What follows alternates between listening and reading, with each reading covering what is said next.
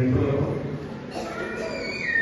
అందరు లబ్ధిదారులందరికీ అదేవిధంగా మా ప్రెస్ సోదరులకు పేరు పేరున నమస్కారాలు తెలియజేస్తూ మరి ఈరోజు ఈ చక్కని కార్యక్రమం మనం ఈరోజు టీఎన్టీ భవన్లో ఏర్పాటు చేసుకోవడం జరిగింది.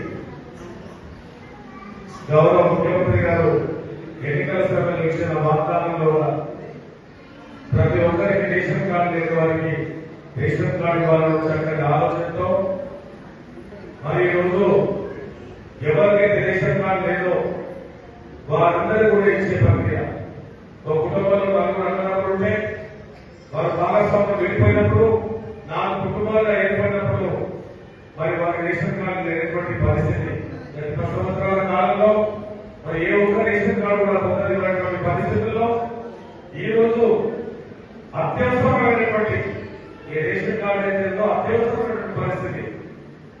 బీడీఎస్ సిస్టమ్ లో ప్రతి ఒక్కరు భాగస్వాములు కావాలి, ప్రతి ఒక్కరికి కూడా ఆహార భద్రత ఇవ్వాలన్న మంచి సంకల్పంతో ఈరోజు ముఖ్యమంత్రి గారు నిరుపేదలందరికీ బిలో పావర్టీ లెవెల్ బీపీఎల్ లబ్ధిదారులందరికీ కూడా ప్రతి ఒక్కరికి ఇంట్లో ఎవరికి లేదనే విధంగా మన కార్డు ఇచ్చే ప్రక్రియను ప్రారంభించి మరి ఈరోజు మెదక్ పట్టణంలో మరి మెదక్ పట్టణానికి సంబంధించి మెదక్ మండలికి సంబంధించిన రేషన్ కార్డు పంపిణీ కార్యక్రమాలు ఈరోజు ఏర్పాటు చేయడం జరిగింది.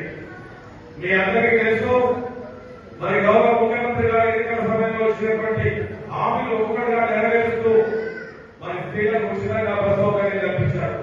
ఒక ప్రాంతం నుంచి మన రాష్ట్రంలో ఏ ప్రాంతానికి వెళ్ళినా ఉచితంగా మరి బస్ ప్రయాణం కల్పించడం జరిగింది.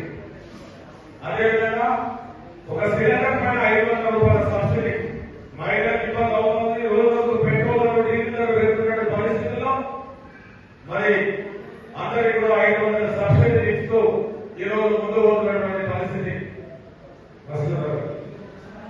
అదేవిధంగా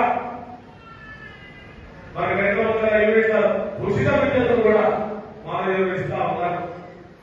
అంటే ప్రభుత్వం నిరుపేదలకు మరి అన్ని సౌకర్యాలు